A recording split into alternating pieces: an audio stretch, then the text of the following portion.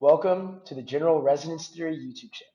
Today, we have a presentation on resonant breathing presented by Nikki Johnson, a research affiliate at the Meta Lab at UCSB.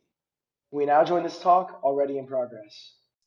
So I graduated from Penn State in 2001 with a degree in print journalism, and I spent the first half of my life as a marketer. So I worked as vice president of copywriting for an internet marketing agency. I started two businesses of my own, and I also worked as a business consultant. And I really enjoy kind of being thrown into the deep end of a really complex situation and figuring out really quickly what is important and how best to figure out how to handle that. So with that said, in 2007, I had this profound spiritual awakening, punctuated by a ton of synchronicities, as Carl Jung would define them. So basically these meaningful coincidences between these events that don't seem like they should necessarily be related in any particular way.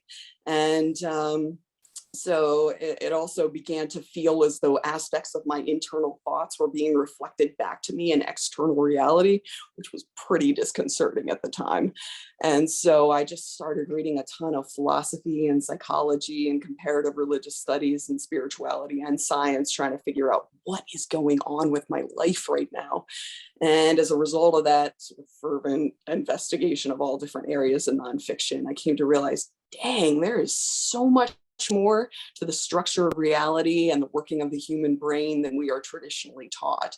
And so I was hooked. That was the beginning of my search, but currently I would say my primary area of interest is a search for the neural correlates of transpersonal psychology. So basically, what are the specific changes that take place within the brain, the spinal cord, and the body to trigger the subjective experience of enlightenment or self-realization? Ambitious, no doubt, but I've had moments in my life that match up very closely to Abraham Maslow's description of peak experiences. So these sort of glimpses into that primary process state, or the 0 point field, or David Bohm's implicate order, this basically all different names for the same sort of concept, this potential realm where everything exists as frequency. And so how does that happen? Like, what are the mechanisms? I find this endlessly fascinating. So I guess when I ran across general resonance theory, this theory by which micro-conscious entities become macro-conscious entities, I was immediately drawn to it. I mean, you don't get any more transpersonal than that. So I started working with the Meta Lab in August, September of last year, first remotely, then down in Santa Barbara, starting in October for a few months now, again remotely in San Francisco. So I've really enjoyed it. It's been fabulous to interface with the likes of all of you. So thanks again for joining today. So with all of that aside, let's just dive into the topic. So resonant breathing, what is it? So interestingly, many different researchers have found that heart rate and breathing synchronize or become resonant at about 6 breaths per minute, which translates to 0.1 hertz in frequency. And so when a person breathes at their identified resonant frequency breathing rate, the highest levels of heart rate variability are typically observed. And so the bottom right there, you can see a plot with the heart rate variability for multiple breathing frequencies. And you can see that the one in green there, it's dramatically larger than all of the others. And so also of note, each person has a unique resonant frequency rate, typically ranging between 4.5 and 7 breaths per minute. And so resonant frequency breathing rate is identified for a given person by asking them to breathe at 4.5, 5, 5.5, 6, 6.5, and 7 breaths per minute during while ECG is being recorded.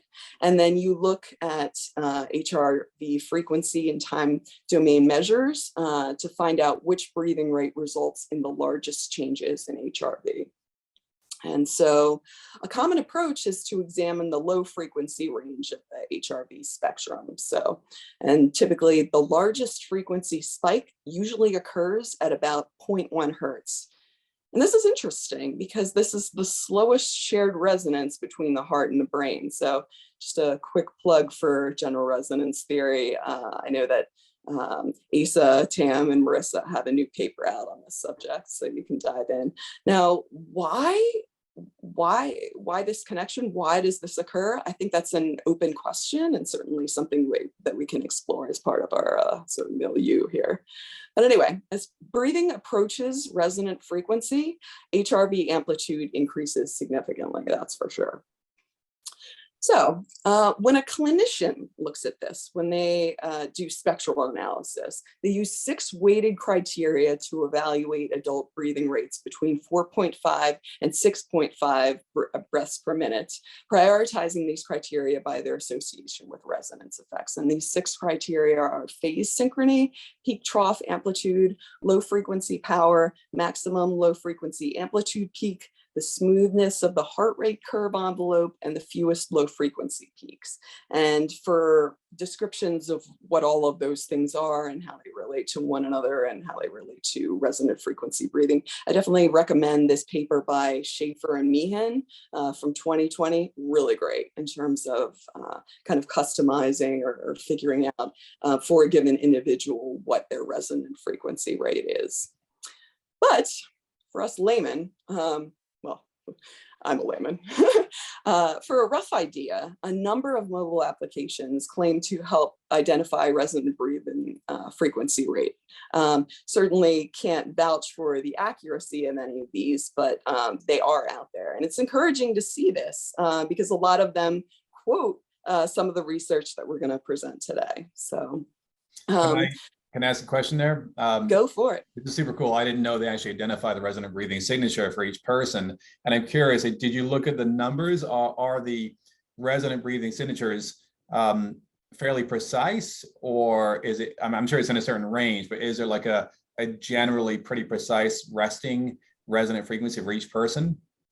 Well, the range is from 4.5 to, I think one of them included 8. And actually when James Elliott on the MetaLab team did it, he came in at 8. So his breathing is a little faster. Mm-hmm.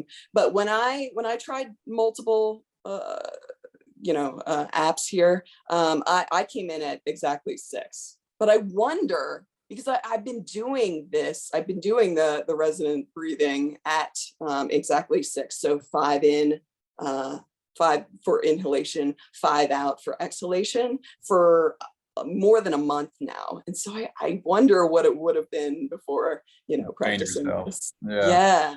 And I was asking more, is each person's signature resonant breathing frequency fairly stable, or is that data not apparent from the apps? Oh, from one day, one year to the next. I haven't seen necessarily anyone talking about that specific point, to be honest. Yeah, I would have to you can chat do a on little more offline, digging on that, but I would assume there may be a little leeway there, but probably it has to do, I know James mentioned that people who are taller tend to have shorter frequency rate or something. It may depend also on the shape of your head, things like this. So I would assume that it's probably there's a little bit of leeway maybe, but probably comes in for a given person based on their physiological sort of makeup and genetics and that sort of stuff. Yeah. So I was wondering if this correlates with the characteristic alpha frequency from EEG, which is also about 10 hertz. Yes, we'll get into that, Stephen. Okay. So, yeah, that's a later slide, but cool. Good call. So, but in terms of the apps that are listed here, so the first 3 are based on measuring HRV through your phone camera, which sounds interesting. Like, how does that work? But I assume that it's the same principle used for PPG, so photoplasmography, and so detecting light absorption as a measure of volumetric changes in blood flow. And so of the three that are mentioned here, my favorite was the second one. So heart breath HRV, which costs $7 to download. The first one that's $10 here, HRV4 biofeedback, TAM. I know you mentioned it would be interesting maybe to reach out to these folks and see whether they would have data that they would be interested in sharing. One of the first questions that you get when you sign up for this thing and start to use it is, are you willing to contribute your anonymized data to our pool? So that may be a first step in terms of like reaching out to them and seeing whether they would be interested in sharing. That would be really cool. And then the other one here that's listed, this is the one that James found initially, and this one's free. So breath tuner HRV. And then the other two that are listed here, basically they offer the ability to set the cycle speed and also kind of this skewed model, whether you breathe in for 3, maybe hold for 2, breathe out for 5. They have some different settings that you can play with, and their recommendation there is just, based on your comfort level, that's gonna kind of be an indication of where your personal resonant frequency lies. So, yeah. That these are out there. And again, I just find it cool that these are like out there in the mainstream stuff that we're doing research on. So pretty cool. Okay. Now in terms of resonant breathing history, so obviously the act of controlling one's breath for the purpose of restoring or enhancing one's health has been practiced for thousands of years among Eastern cultures, such as yoga breathing or pranayama. And so breathing techniques have become increasingly popular as there's been a rising interest in holistic and wellness approaches to healthcare. And slow breathing practices have therefore gained popularity in the Western world due to their claimed health benefits, yet remain relatively untouched by the medical community. And so this has piqued the interest of researchers and clinicians lately who have initiated investigations into the physiological and psychological effects of slow breathing techniques and attempted to uncover the underlying mechanisms. So at this time, most mathematical models show that the resonant frequency of the human cardiovascular system is determined by the feedback loops between the heart and the brain. Now, in terms of feedback loops, obviously, positive feedback loops would promote growth, negative feedback loops would promote stability. So this is a negative feedback loop in that it keeps all the systems within a stable range. And so the existence of a cardiovascular system resonant frequency is thought to be caused by the delay in the feedback loops in the baroreflex system. What is the baroreflex system? Also, you'll see it referred to as the baroflex system. So baroreceptors are blood pressure receptors, and this is the main way that blood pressure can affect heart rate. So when you have high blood pressure, you get a signal to decrease the heart rate. When you have low blood pressure, there's a signal to increase the heart rate. And so because there's a delay between when this signal is sent out and the heartbeat itself, there's sort of destructive interference. And so the idea here is that if you time it just right, you can eliminate that destructive interference and have everything working together. Now, there's a second theory. So this Porges in 2007 also proposed that when participants pace their breathing at 0.1 hertz, the low frequency band of HRV includes the summed influence of pathways for the vagus nerve that are both myelinated and unmyelinated. And myelin, of course, is the fatty coating that goes on the axons of neurons and speeds the process of nerve signal transmission. And so it's like these little sausages. And so it speeds across from across the sausage part to the links. And so because you have two different speeds here, again, it's about timing it just right so that you eliminate that destructive destructive interference between the signals. And in terms of, so that would give you total cardiac vagal tone. What that refers to is basically tempering the sympathetic system, fight or flight, with the parasympathetic activity, so rest and digest. So being able to bounce between the two. A quick comment there, Nikki. Yeah, go for it.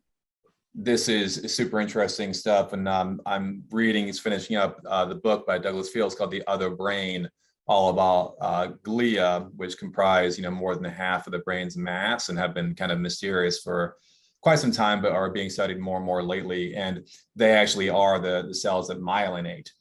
So they're not just fatty deposits; they're in many cases the arms of glial cells that wrap around neurons to actually myelinate in a very selective way. And we're learning more and more that it's a very collaborative process between glia and neurons. It's not just neurons that are important for all these oscillations and brain processes, but the overall picture is far more complex, unsurprisingly. Cool. Thanks for putting that in. Okay, so in terms of the effects that have been found with resonant breathing, key findings include things like respiratory muscle activity, ventilation efficiency, chemoreflex and baroreflex sensitivity, heart rate variability, obviously, respiratory sinus arrhythmia. Now, that sounds like something you would go to your doctor for, but no, this is a very good thing. So essentially, this is an energy efficiency mechanism for the body. So every time you breathe in, your heart rate accelerates a little bit. Every time you breathe out, your heart rate decreases a little bit. Why would that happen? Well, one of the main functions of circulation is to get oxygenated blood to the various tissues. And so by speeding it up when the lungs are full, you get more of that oxygenated blood out to the tissues. And when it's retracted, when the lungs are contracting, well, then you might as well fill it up before you send it out again. So it's basically, again, just an energy efficiency mechanism. And you find it most notably or most distinctly in athletes and children, and then it decreases as you get older. And so this is one of the main factors that plays into heart rate variability and why it goes down as you get older. But other effects that have been found with resonant breathing from a general standpoint, so blood flow dynamics, cardiorespiratory coupling, which we'll get into in later slides, and also sympathovagal balance. So again, this balance between the sympathetic and parasympathetic activity, fight or flight, rest and digest, acceleration and deceleration of the heart rate.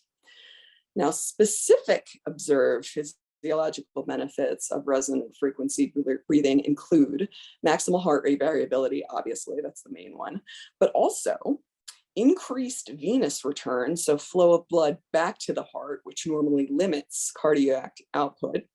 You also have optimization of alveolar ventilation, so gas exchange within the lungs, as well as reduction of dead space in the lungs. You also find reduction of chemoreflex response to excessive carbon dioxide in the bloodstream, so hypocapnia, or as well as deficiency in oxygen reaching the tissues, known as hypoxia. So just very interestingly, all of these things magically kind of kick in. And of course I use magically facetiously here, when you breathe at that particular resonant frequency breathing rate.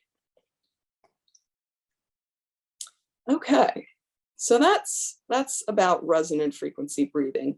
Now let's take a step back and look at things from more of a system perspective to get a bigger picture of what might be going on here. So we'll dive into inner organ synchrony based on respiration. So first, just a little bit of background. So in terms of neural distribution for respiration, very different from what we see with the heart and the gut, in that for those two organs, the intrinsic pacemaker cells that set the rate of contraction for these two organs are located within the organs themselves.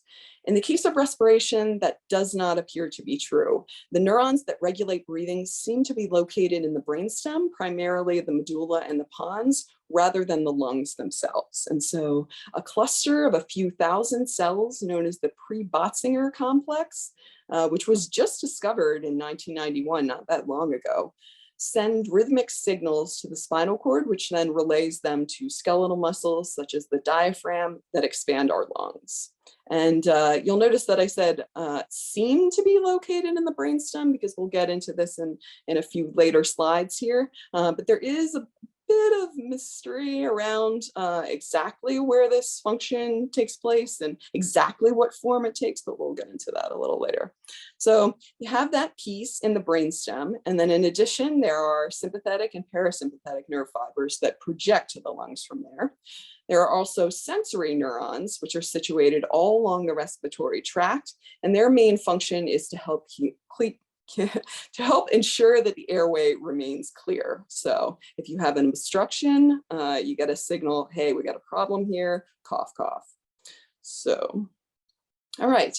The other aspect is you've got a dual nature to respiration in terms of voluntary and involuntary aspects. So although the drive to breathe is generated by conditional bursting pacemaker neurons, or at least appears to be, in the pre-Botzinger complex in the brainstem, the pace of respiration is not fixed by any means. So breathing is one of the few vital bodily functions that can be controlled either involuntarily, subconsciously, metabolically, or voluntarily, consciously, behaviorally. And so a variety of emotional and cognitive states can override or modify the autonomic rate and depth of breathing, including anxiety and stress, things like sighing, gasping, blowing, and breath holding, and prolonged vocalizations like, oh, you get the idea.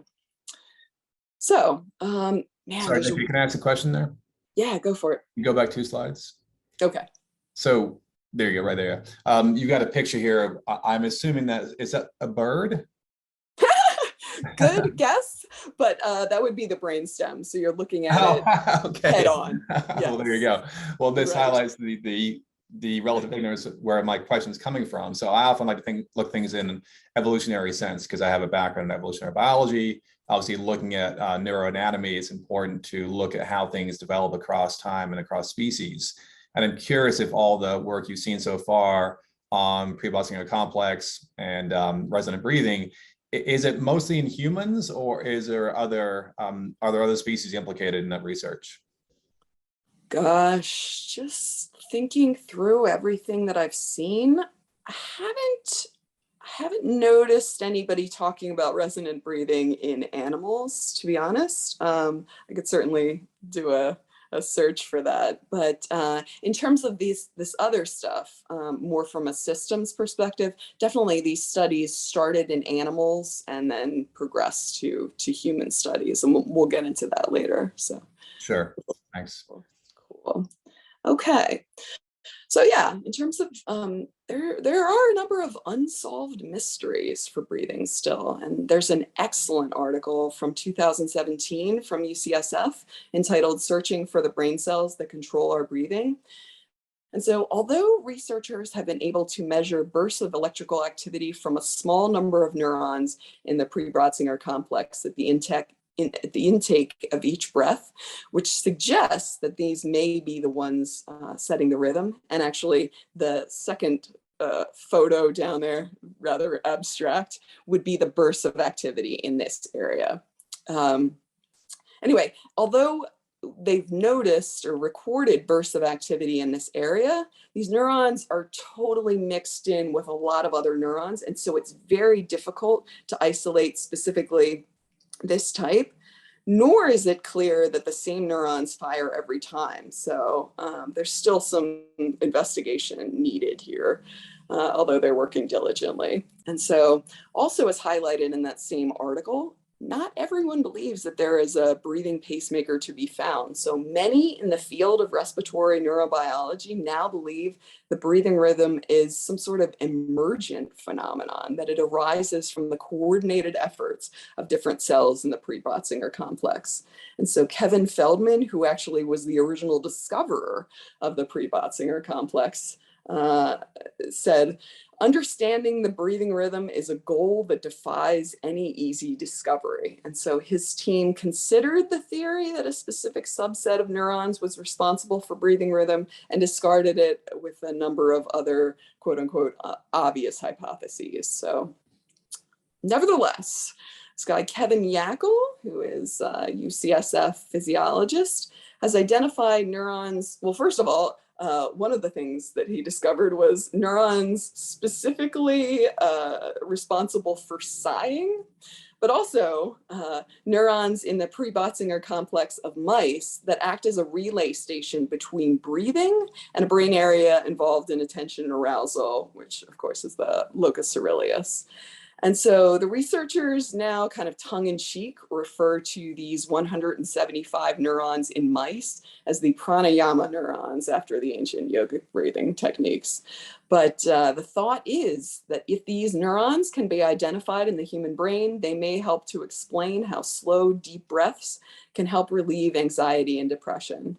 And so these neurons serve to basically coordinate the state of arousal with breathing pattern, enabling a calm and relaxed state when breathing is slow and regular, but promoting or maintaining arousal when breathing is rapid or disturbed. And we're going to see in later slides too, this has translated to human studies. They may not have found the specific pacemaker cells yet, but these connections have been found in humans. So, do you know in lesion studies, if the pre-Botzinger area of the brainstem gets destroyed, does like automatic breathing stop and only volitional breathing? Right. I haven't looked specifically at that, but I mean, it's part of the brain stem, and that's a pretty critical area that you want to be functional. So I would assume you're going to have problems, and it's mixed in with a bunch of other neurons there too. So that's all really critical, vital bodily functions in there. So I would assume if you've got a lesion in there, you probably have a pretty serious problem. So,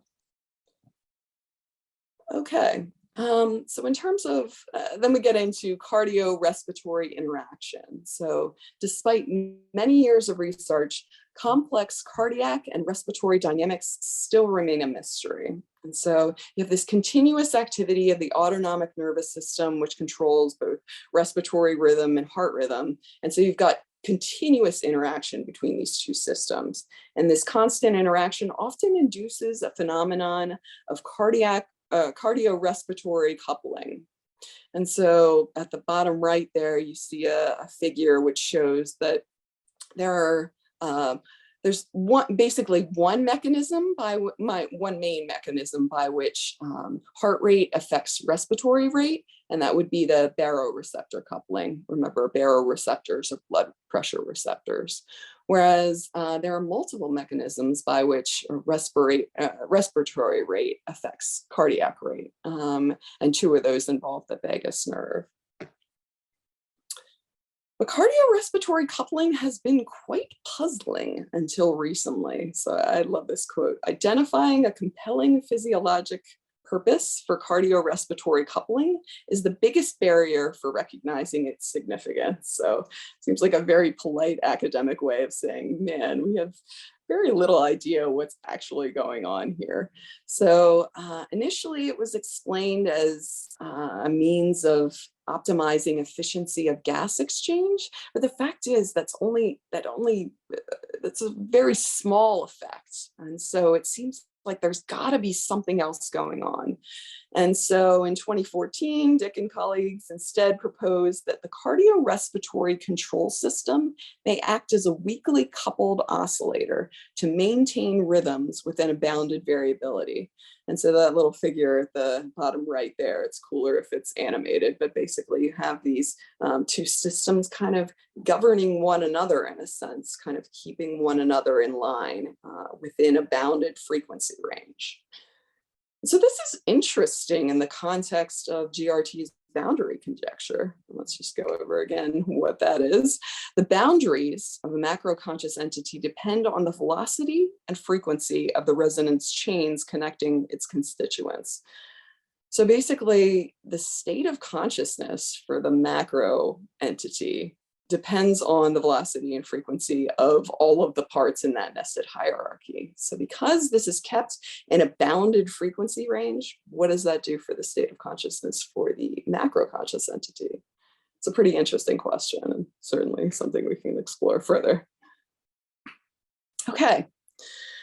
Meanwhile, multiple researchers have now reported that breathing appears to modulate cortical activity. And again, to Tam's earlier question, this kind of started, of course, as many things do with animal studies, but then it graduated toward applying these principles to humans. And so I believe the first one where this sort of work was done in the context of human study was Zeleno in 2016. So again, not that long ago. All this stuff is pretty fresh. They collected intracranial EEG data from human patients with medically intractable epilepsy and found evidence for respiratory entrainment of local field potential activity in the piriform cortex, which is responsible for the sense of smell, or one of the things, obviously, the amygdala, obviously fear and emotional processing, and these are broad strokes, of course, and the hippocampus, well known for being associated with memory.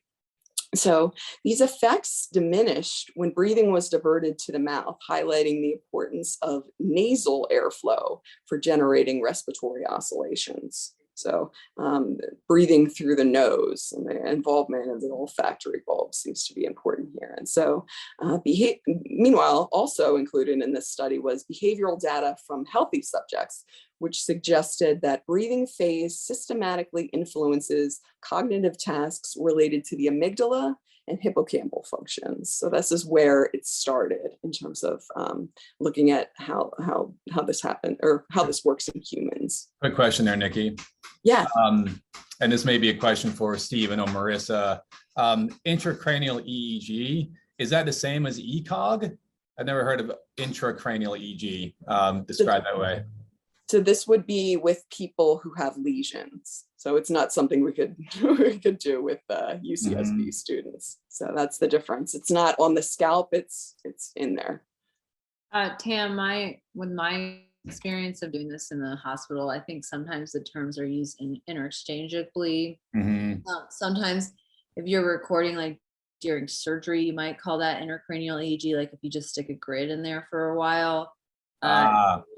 Usually it's called ECOG, if with like the epilepsy patients where they put the grid in there and then they leave it temporarily for some period of time while they're looking for the seizure focus. But I don't know, sometimes the terms are used differently depending on how long the grid was left in there. So I have to look at the actual study to tell you the answer on that. That's helpful, thanks. Okay. So next study, Varga and Heck in 2017 found that besides its vital function of supplying oxygen and removing carbon dioxide, respiration exerts significant and unexpected bottom-up influence on movements, sensory perception, and cognitive processes. And so the olfactory bulb here generates rhythmic respiration-locked neuronal activity caused by the flow of air across the olfactory epithelium, even in the absence of odor, so even outside of its role in the sense of smell. And so via these very rhythmic sensory inputs from the olfactory bulb, you have respiration influencing cognition by modulating neuronal oscillations, in turn affecting action potential generation for specific cognitive processes. And so we can go on to the next one because it's a good transition here. So Heck, who was also involved in the last study, and colleagues found that respiration via multiple sensory pathways provides a subtle but continuous rhythmic modulation of cortical neuronal activity that modulates sensory, motor, emotional, and cognitive processes. So you have these oscillatory rhythms that are phase-locked to respiration that may help to synchronize large portions of the cortical network and create a temporal alignment for slower processes, which is really cool and interesting. And then the calming effect of controlled, slow, and deep breathing could be due to this respiration lock synchronization of activity across large areas of the cortex, which is an EEG activity pattern commonly observed during meditative states. And so the illustrations here that I just pulled off, these little wave drawings, were just from a study that was posted on Pinterest somewhere. But basically you can see desynchronized EEG for a non-meditator during wakefulness, as compared to constant frequency waves in deep transcendental meditation. And I believe the most prominent wave there in that one at the bottom right, I believe they said it was 22 cycles per second, so it would be in the beta range. They concluded this paper saying that our findings and hypotheses provide a new perspective of the function of respiration beyond the life-supporting exchange of gases toward a link between the states of the body and mind. That is really powerful. We're talking about frequency here and its influence on state of consciousness. So fits very well in GRT's wheelhouse. Okay. This study is really cool. So Melnichuk and colleagues in 2018 presented original findings that found synchronization between respiration and locus coeruleus activity, as well as evidence of a relationship between respiratory phase modulation and attentional performance. And so they found that as a small neuromodulatory nucleus, the locus coeruleus is ideally situated to act as a mechanism of synchronization between respiratory and attentional systems, giving rise to a low amplitude oscillation that enables attentional flexibility. And so they actually found phase coherence between pupil dilation, which is a well-established proxy for locus coeruleus activity, and respiration, which is really cool and interesting.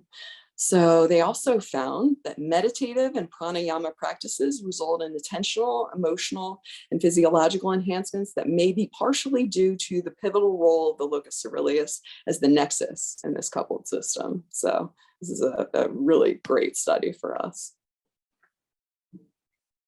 And then I will inevitably butcher these names, but Boyadzyeva and Cayenne in 2021 found that coupled variations in breathing pace and physiological responses show that the breath can work both as an up and down regulator of arousal. And so by controlling the breath, one can modulate the locus coeruleus and trained attentional system and responses relevant for the regulation of arousal, attention, and stress.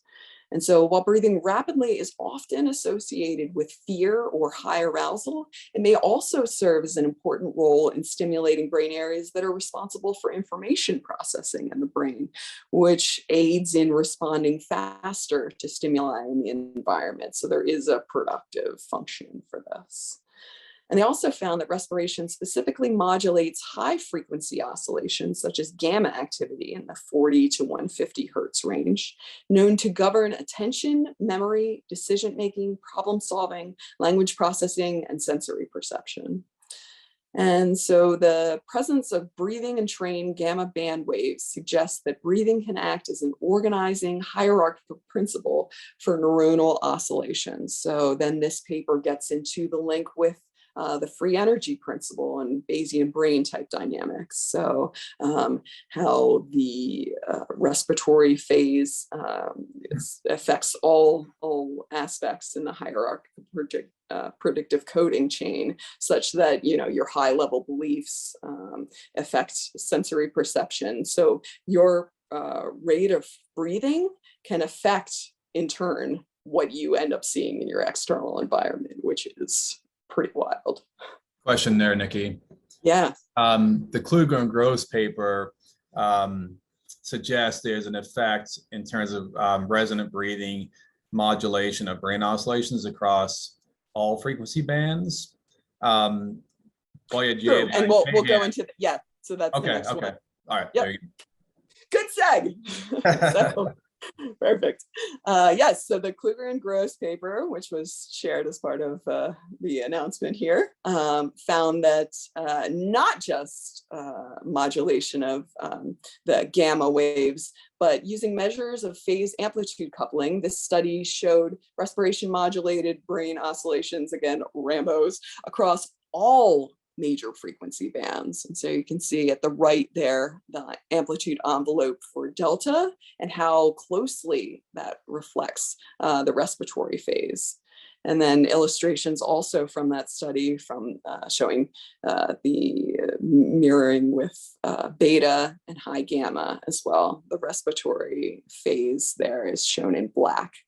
And so overall, this study provided the first comprehensive mapping of Rambos across the entire brain, highlighting respiration brain coupling as a fundamental mechanism to shape neural processing within canonical resting state networks, such as the default mode network, dorsal attention, salience, all the other ones, as well as respiratory control networks. So, you know, those networks that are in charge of keeping your breathing rate in good state.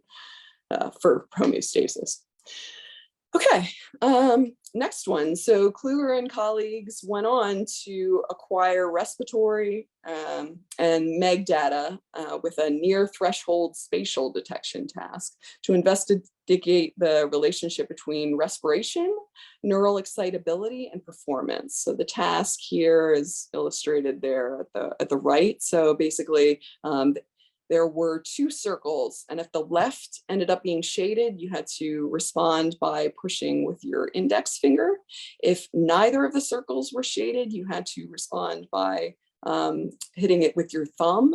And then if the right circle was shaded, then you have to hit it with the middle finger. And so what they found was that respiration was found to significantly modulate perceptual sensitivity as demonstrated in this task, and also posterior alpha power, so within 8 to 13 hertz, which is a well-established proxy of cortical excitability. So the main finding for this paper was that the moment-to-moment relationship between excitability and perception is coupled to the body's slower respiratory oscillation. Now, what was interesting about this study is that they found that alpha suppression actually was associated with better performance in this task. And so that kind of surprised me at first reading that. But then I thought about sort of the discussions that we were having, Tam and Marissa, when we were putting together experiment 1 for the grant application. So, and what we sort of see between this, what appears to be kind of like a trade-off between theta and alpha activity, that for really cognitively demanding tasks like arithmetic, you have higher theta, lower alpha, whereas for resonant breathing, it is the opposite. It is higher alpha, lower theta.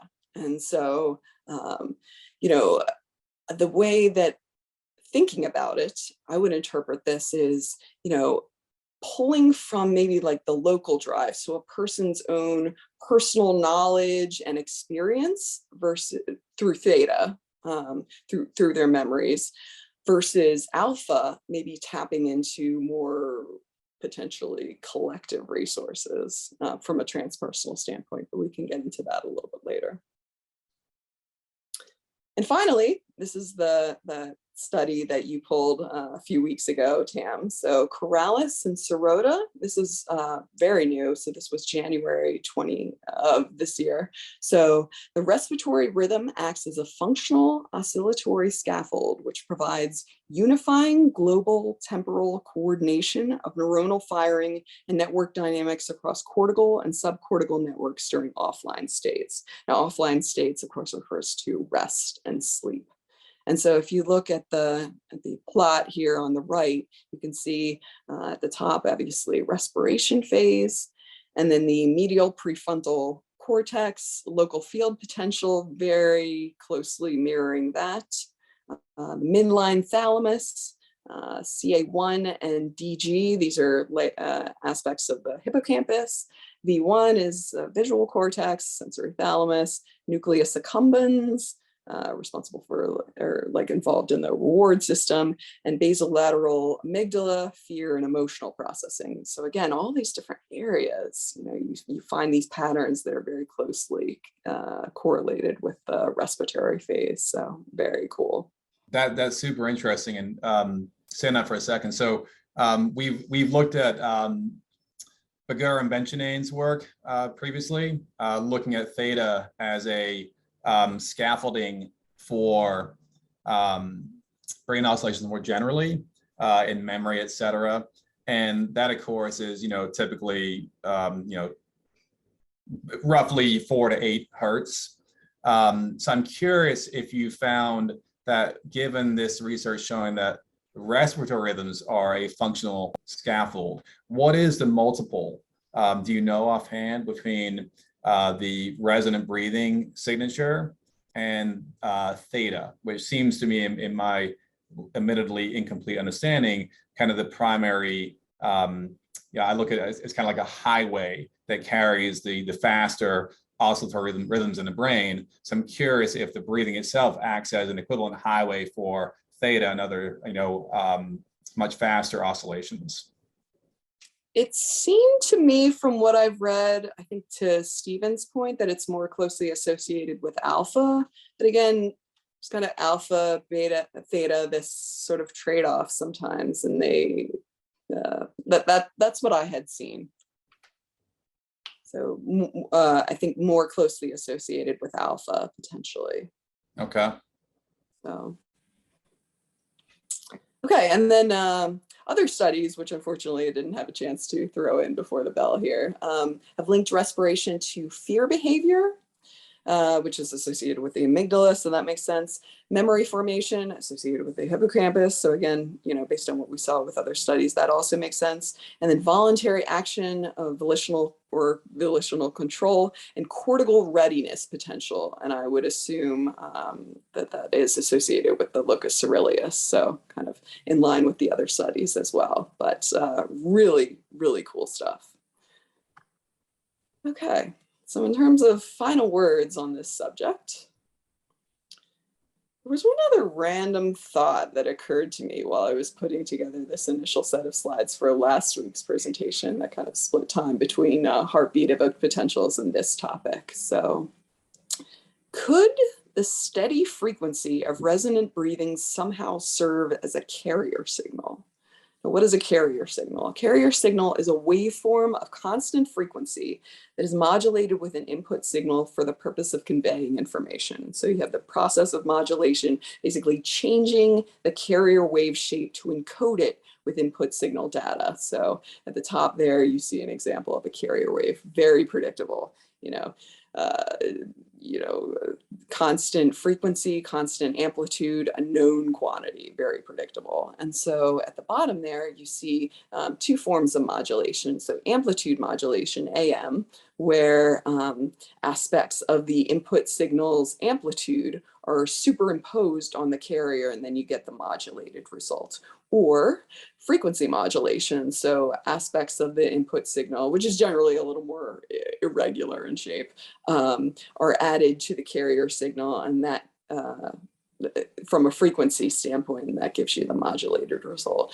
You can also do phase modulation, again, taking aspects of the phase of the input signal and imposing those on the carrier signal. And so, but why would you do this? What purpose does this serve? 2 purposes. So it allows for transmission of very low frequency information across space. And so the common metaphor for this is, okay, let's say you have a message that you want to get out, and you write it on a piece of paper, and you try and throw that piece of paper. Well, it's not going to go very far. You might create a paper airplane and it'll go a little farther, but still not that long. And so, but if you tie a rock to it and you throw that piece of paper, well, now it's going to go a lot further distance. This is the metaphor that is used for the carrier wave. So typically, carrier wave has a much higher frequency and a lot more power. And so it's a way of sending very, very extremely low frequency signals long distances. And also, second function is that it allows several carriers at different frequencies to share a common physical transmission medium through a process known as frequency division multiplexing. So basically, you have this, you have multiple carriers that can use the same physical transmission medium because they're operating at different frequencies. So the question here is, could resonant breathing allow us to tune into signal information from non-local fields of consciousness? And could it allow us to switch stations by adjusting our carrier frequency? I mean, these are extremely interesting food for thought, if nothing else. So, but anyway. You know, Nikki, I'll chime in there real quickly. So yeah, I know this is just kind of a big thing, like what if kind of thing, but I'll just share something that I think is actually has some decent empirical support. And so Paul Nunez wrote a book a few years ago called The New Science of Consciousness.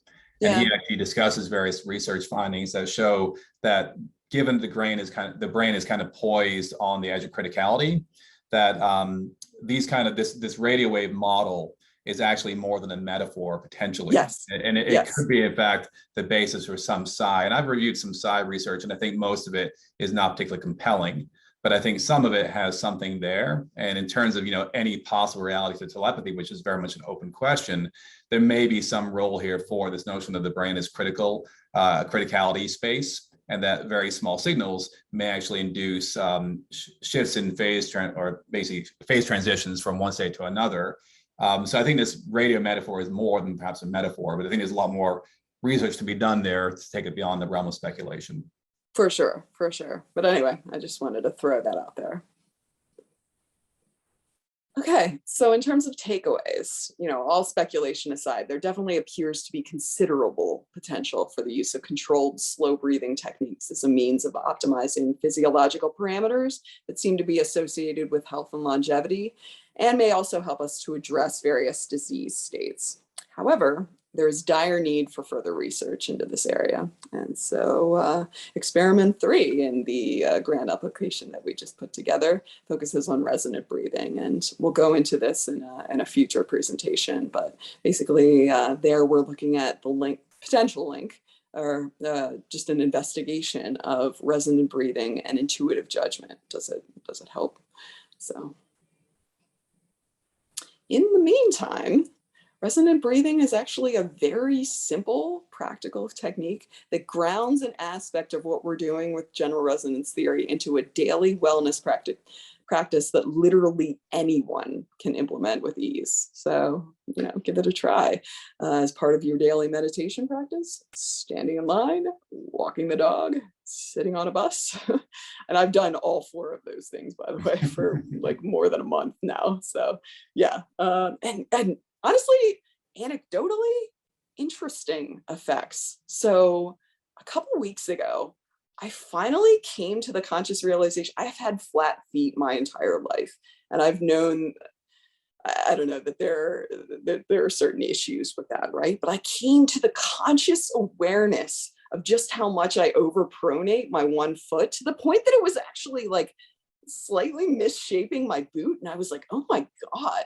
So I spent 3 days, maybe 3 weeks ago, like honestly kind of relearning how to walk based on the conscious perception of, no, I have to put the right side of the sole of my foot on the ground. And then 2 weeks ago, I just was inspired to do all these like standing asanas, kind of standing on one foot and kind of moving around that way and keeping balance. And I've gotten better at that. And I wonder, about the influence of resonant breathing, since it's very closely tied to interoception, whether there's a link between these two things. Of course, it's a multivariable thing, but yeah, I've really enjoyed it. And it certainly relaxes the mind as well. So anyway, thank you so much. If there are questions or comments, I would love to hear them. And if there's anything that we don't have a chance to address today, certainly feel free to contact me. There's my email address, and then also my LinkedIn profile. So thanks so much, everyone. The thing about that, at least maybe some kind of confounder in some of these studies is that, to start with, is that it's right on the edge between effort and no effort. and it's at the balance between the sympathetic and the parasympathetic. And, you know, when I'm doing breathing techniques, I'm aware that there are times when I'm doing the technique and I'm applying mental effort to sort of control the diaphragm, control the muscle, actually control the counting, control the whole sort of pace of the thing. And then there are times when that effort just sort of lets go and the process maybe becomes resonant, truly resonant, and actually sort of propels itself. And then there's a space that you can get into where the practices can take you deeper into like a fully like your body is breathing naturally at the pace that it just knows how to breathe. So those are all very different kinds of states, and my sense is that they could, you know, activate different wavelengths and brain pattern. You know, they all will have their different signatures of measurement, but yeah, specifically when you have control subjects who are just doing this for the first time, or maybe haven't practiced it very much, or you know, are coming in with all different kinds of habituated breathing patterns, because almost nobody is a good breather out there in society. So I'm just, you know, it's fascinating technique. It's incredibly powerful stuff. I'm just tossing that out to the group as just thoughts on how I'm interpreting this data and how what I'm thinking about when I'm looking at a study that has people doing resonant breathing, because that's a very, very wide range of possibilities for what resonant breathing, even though you can dial into like, okay, you are breathing at resonance for your body. That can mean a whole lot of different things to different people still, I think. So it's yeah, that's my sort of 2 cents. Yeah, I'll just chime in and then open it up to the floor. But I definitely relate to that in multiple ways, based on James' comment, where he found that just breathing during his meditative practice, which he'd been doing for many, many, many years, he basically, his cycle is generally 8 to 9 breaths per minute. And that is what showed up in the app as well. So does one, you know, where's the causation there? It's probably a chicken and the egg type situation. And also the other way that I relate to what you just said is, you know, so many of those apps suggest, you know, it comes down to your comfort level. So it's going to feel most comfortable at your resonant frequency, right? So yeah. Did anyone else want to offer their thoughts or comments on that? I'll throw a comment in, Sure. in there. Just from personal experience, and then I think this is a bit more than a metaphor. It has always felt to me like it's tuning your instrument and like finding the natural frequency. The natural resonant frequency is just like the natural, like fundamental frequency of your system's oscillations. And so then to see all this data about how it connects to all these other brain functions and organ functions, it's like, well, it's kind of what it feels like. Yeah. So in terms of it being like a carrier frequency, it's, I don't know, that seems really natural to me. It seems kind of more than just a metaphor. Yeah. I put it out there as a metaphor just to avoid pissing anyone off. Probably smart. Right, that also comes back to thinking, you know, I also myself thought of the delta and the theta frequencies as carrier frequencies for the gamma, for the higher frequencies in general and for the gamma frequencies, and certainly use that idea in promoting meditation states. So I think that's something, you know, that's really cool, worth exploring further in all its dimensions. Cool. And I would love to hear about your sound healing work as well. That's exciting. I love sound healing. So don't know if anyone else, a question or a comment? Yeah, so comment actually further on that. In my meditation work, what we're doing is stimulating the brain at various frequencies, initially sequentially, and now we can do it simultaneously.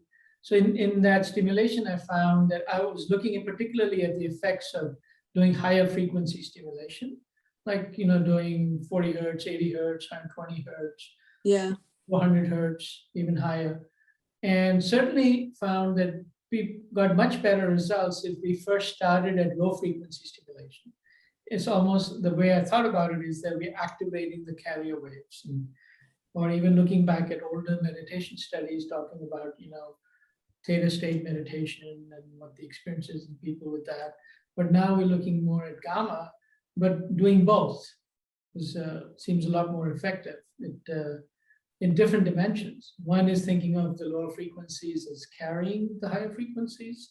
So the other is as thinking as the low frequencies create a base of, for example, calmness and relaxation and body connection, and the higher frequencies then creating more higher energy states and transcendent kind of experiences, but a balancing of opposing factors.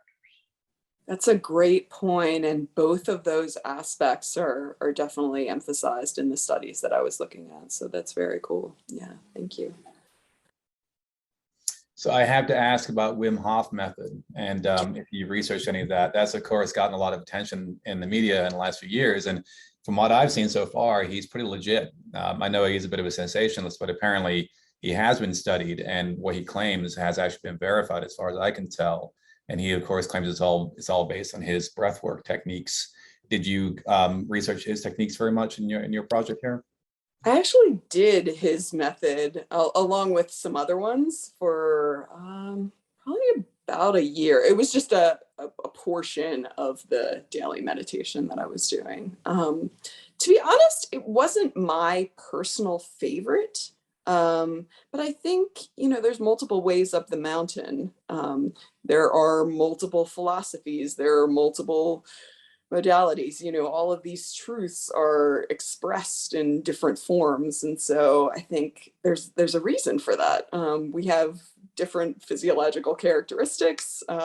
We have different ways of learning. We have cultural differences, all of this stuff. I think all of these things are out there for us to try, and there may be multiple ways up the mountain, basically.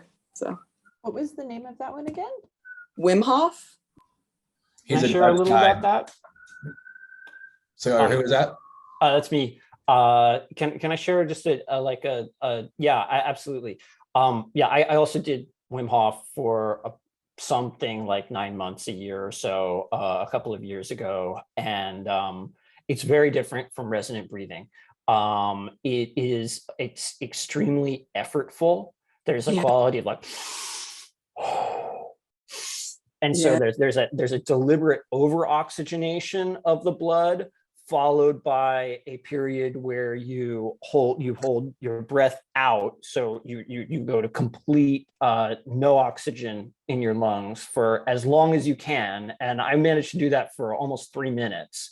It's really, it will take you into it will activate all manner of interoception very strongly during that period. And you'll be able to feel things in your spine and your deep guts that you almost never can feel if all the other brain activity is happening. It really shuts down a lot. So there's definitely, I'm sure you could go and put those people in and see very specific brain patterns lighting up under that kind of situation. And then you take in a big breath and you hold it for, I think, 15 seconds or something like that. And you repeat the cycle.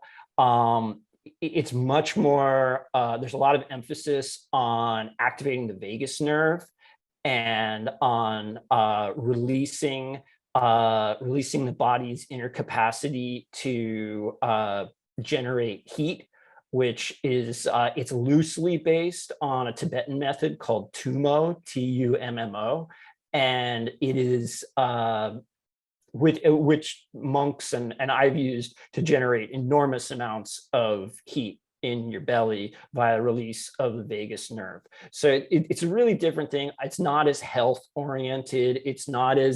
I don't think if you're studying it or you're looking for a particular kind of resonance between organs and the brain, I think if you want to like focus on a technique, I would put my emphasis on the resonant breathing, because it's just sort of like a more normal quality to it. But there's all kinds of science about Wim Hof out there. And I mean, it's a way to modify your body using breath. I think that's a great description. I mean, the sense that I got in doing it as well is just, this is really extreme. So almost like, yeah, sensory overload sometimes. Yeah. So thank you, Andrew. I want to make a couple of comments about that, because one of the things I thought was really interesting about your presentation, Nikki, is that one of the effects you were discussing, you talked about how like there's actually like sensory mechanisms in the nasal passages that facilitate it. So breathing through the nose makes it, more of a physiological thing than breathing through the mouth for the you were talking about. And I thought that was really interesting and kind of when I was taught Wim Hof, I've only done it a few times, but the instruction was in and out through the mouth, and almost every, with the exception of a couple of pranayama techniques that I've been taught within like hatha yoga and from various yoga teachers, it's always in and out through the nose. If you're breathing through the mouth, you're doing it incorrectly. So that was really interesting to me, that the Wim Hof may be kind of bypassing some of these mechanisms because you're not using your nose traditionally. The other thing that is happening with Wim Hof is that, in addition to oxygenating your blood, you're really off-gassing CO2. So when you're doing breath holding and you get that urge to breathe, like you start, it manifests differently. Sometimes people might need to swallow first, or, the gasping or the sensation in the diaphragm, and eventually like slight sensations of panic may emerge. That's actually from your body physiologically responding to the excess CO2. So you don't get that when you do the Wim Hof. So I think you're able to hold your breath more comfortably a lot longer. And then you're able to kind of explore from like a sense perspective what's happening in your body as your oxygen concentration starts to go down. And you're able to do that more comfortably. So, like there's that component of it as well. But I feel like it's kind of, the whole nose breathing thing is really interesting and important for some of these kind of resonant mechanisms. I believe from the evidence you showed us today, and also from the more like traditional historical practice aspect of breath work that I've been introduced to. So just to kind of make those comments. Awesome. Well, thank you for that input, Maria. That's really cool. Yeah, that the nasal breathing thing hit me as extremely interesting as well. And just thinking about too, in Hindu tradition, the Ida and the Pingala, they end in the nostrils, and so that's pretty interesting as well. So yeah, cool. And I guess, sorry, anyone else? Go ahead. I was just gonna make a comment that reminds me, it's kind of some bro science I heard, but a guy told me that working out, lifting weights, I should only breathe through my nose, that it engages my nervous system better and will cause like better encoding of like whatever movement you're doing. Yeah. I don't know how, but it kind of lines up with what y'all were just talking about. I'd forgotten, someone told me that, but yeah. Yeah, it reminds me, this book I can recommend, I don't know if you can see that, it's called Breath. Background randomly fuzzy. Yeah. Yeah, sorry. There you go. Anyway, so it's called Breath, and he actually goes through the science that looks at the differential effect of not only nostril versus mouth breathing, but differential breathing, which when I first did this in like pranayama techniques, which I've done minimally, I'm like, this is just bullshit. Like, how does that make any difference? But apparently it does, because of the innervation of the nasal passages, which are differential, which is super interesting. I'm like, evolutionarily, why would that be the case? But apparently it is the case, Right. And the Ida and the Pingala like ending there as well. And yeah, just balancing the two sides. I mean, the main theme of so many traditions, like spiritually, is balance. And it's all about kind of sympathetic, parasympathetic. Sympathetic is often associated with the masculine, parasympathetic is also associated with the feminine. So yeah. Yeah, and also like the nose thing was really interesting to me because like just the aspect of scent being like incorporated somewhat differentially in the nostrils if you're closing one at a time. You're always smelling a little bit, and smell is like as a sense bypasses the thalamus. Right. So I guess how the nerve is wired, is that how that works? Yeah, so smell is the only sense that is not like sub-processed in the thalamus. It goes straight into your cortex, which I think is one of the reasons why scent, as a percept experience for us, when we smell something, it can immediately trigger a memory for you really richly.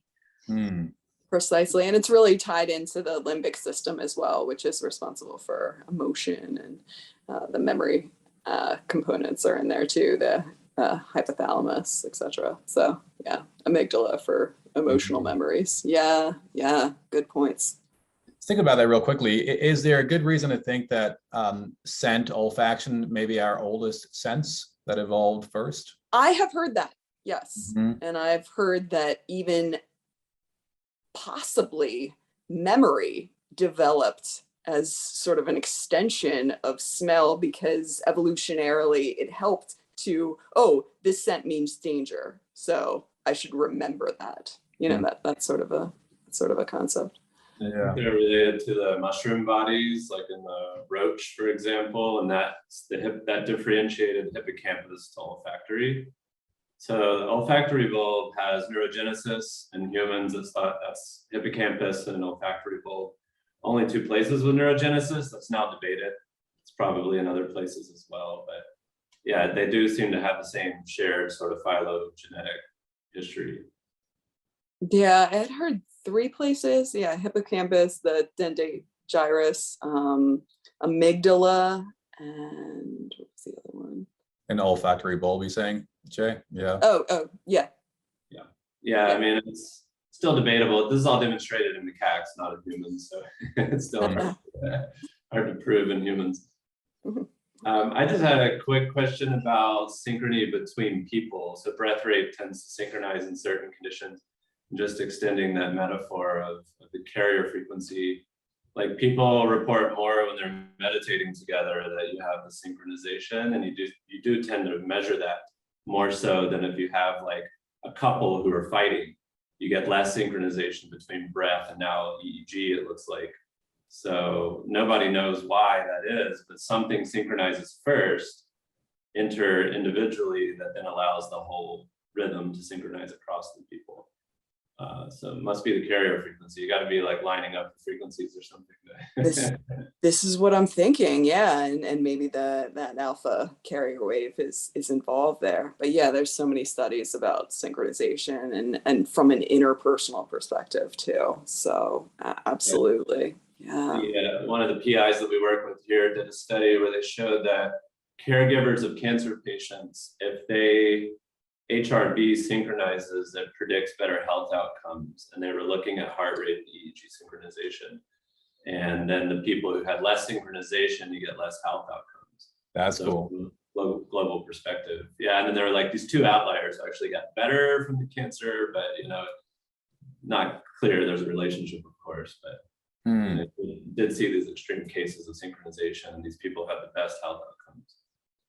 Also, I think it's really interesting that the insula, which is the hub for interoception, so processing all these internal signals, is also the area that is associated with empathy. So sort of to this point, that if these signals are coming in, potentially kind of transpersonal information through this alpha carrier signal or whatever, that it gets processed in that area. And and just thinking about the feeling of connection that people have to all of creation through really deep meditation seems to make sense. Yeah.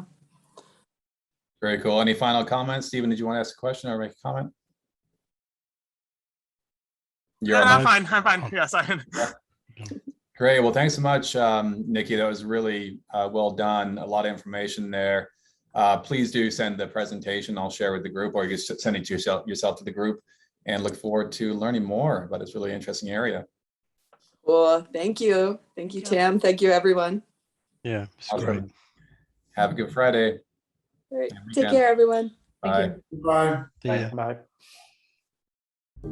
Thank you so much for watching. Don't forget to like this video, share it with your friends and colleagues, add a comment, and subscribe to the Juno Resonance Theory channel.